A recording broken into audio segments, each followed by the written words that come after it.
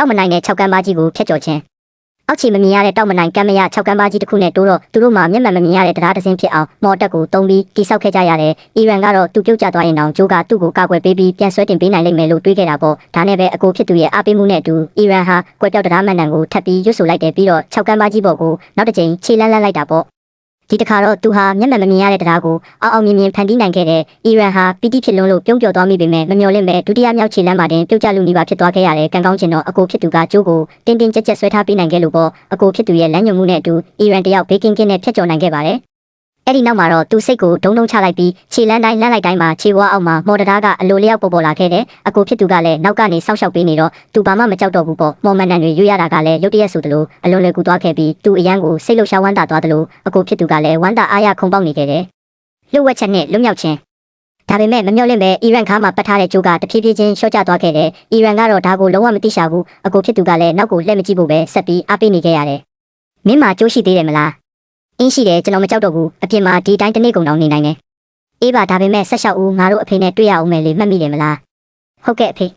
ဒီနောက်ဆုံးခြေလမ်းကအဖေအတွက်ပဲနောက်ဆုံးတော့အီရန်ဟာ6ကမ်းပါးကြီးကိုအောင်မြင်စွာဖျက်ကျော်နိုင်ခဲ့ပြီးလေထဲမှာပြန်ဝဲနေတဲ့တရားကြီးကအောက်ကိုနှိမ့်ဆင်းလာခဲ့တဲ့သူတို့6ကမ်းပါးကြီးကိုဖျက်ကူးပြီးတဲ့နောက်ပထမဆုံးကြီးကန်းရုပ်တုကိုရှာတွေ့ခဲ့ကြတယ်ကြီးကန်းနှုတ်ပြီးညွှန်ပြတဲ့အတိုင်းကြည့်လိုက်တော့အကိုဖြစ်သူကဒုတိယမြောက်ကြီးကန်းရုပ်တုကိုလှမ်းမြင်လိုက်ရတယ်ကွက်တီပဲအဲ့ဒီအချိန်မှာသူတို့ရဲ့ပထွေးဖြစ်သူလူငင်းစန်တာကသူတို့နောက်ကိုမိလာပြီးကောင်လေးတွေကိုအိမ်ပြန်ခေါ်ဖို့စူးစမ်းတော့တယ်အီရန်ကသဘောတူတဲ့ပုံစံနဲ့ဟန်ဆောင်လိုက်ပေမဲ့ကားပေါ်ရောက်တာနဲ့ဂီယာထိုးလီဘာနင်းပြီးနောက်ထပ်ကြီးကန်းရုပ်တုရှိရာစီကိုအမြန်မောင်းပြေးတော့တာပေါ့ပထွေးဖြစ်သူကလည်းသူတို့ကိုဖမ်းဖို့ရဲတွေကိုဖုံးဆက်အကူအညီတောင်းလိုက်တယ်စတေးမှုနဲ့ကူအပြင်ဘက်ကစွန့်စားခံအီရန်ကကားကိုလမ်းပိတ်နေတဲ့လမ်းမရှိတဲ့နေရာထဲမောင်းသွင်းမိသွားတယ်နောက်ပြန်လှည့်ရင်တော့အခန်းခံရမှာတေချာနေပြီးဒါနဲ့အကိုဖြစ်သူကသူတို့လမ်းကိုပိတ်ဆို့ထားတဲ့ကြောက်တုံးကြီးတွေကိုခွဲပစ်ဖို့လျှက်စီးလက်မှန်တန်ကိုရွတ်ခိုင်းတော့တယ်ဒါကအခက်အခဲဆုံးမှန်တန်ဖြစ်ပြီးအီရန်ဘယ်နှကြိမ်ပဲစူးစမ်းမအောင်မြင်ခဲ့ဘူး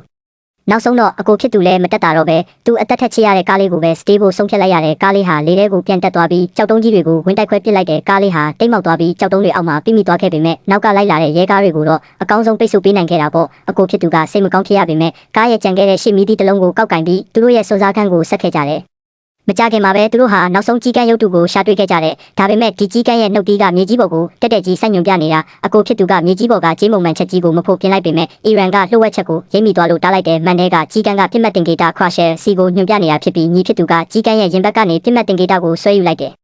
မြေပုံရဲ့ပုံစံအတိုင်းသူတို့ရေဆန်ဘက်ကိုဆက်လျှောက်လာရင်လှုပ်ဝက်ဆန်းကျဲတဲ့ဂူကြီးတစ်ခုတည်းကိုရောက်သွားကြတယ်မိတုပ်ကိုထုံးလိုက်တဲ့အချိန်မှာပဲဂူထဲမှာပုံနေတဲ့ဂျိုးတစ်ချောင်းမြင်းယူနီကွန်တစ်ကောင်လန့်ဖြတ်သွားခဲ့တဲ့လန်ကီပုံမြန်အောင်လို့အီရန်ကအရာဝတ္ထုတွေကိုကြီးထွားစေတဲ့မန်တန်ကိုတုံးပြီးအကိုဖြစ်သူရဲ့လက်ထဲကအာလူကျုပ်ကိုလှေအဖြစ်ချက်ချင်းပြောင်းလဲပစ်လိုက်တယ်ပြီးတော့မြန်ရွက်လွတ်နိုင်အောင်အရှိန်မြင့်မန်တန်ကိုလည်းတုံးလိုက်သေးတယ်လန်ကီတစ်လျှောက်မှာအီရန်ကမော်ပညာကိုမနာတမ်းလေ့ကျင့်နေခဲ့တာသူဟာမော်ကြောက်တုံးကိုရှာဖွေပြီးအဖေရဲ့ခန္ဓာကိုယ်ကိုပြန်လဲအသက်သွင်းခြင်းယုံတက်ပါပဲမကြခင်မှာပဲလေငယ်လေးဟာကန့်ကတ်သွားပြီးသူတို့ဟာလှုပ်ဝက်ဆန်းကျဲတဲ့နန်းတော်ကြီးတစ်ခုတည်းကိုရှောက်လန်းဝင်ကြရင်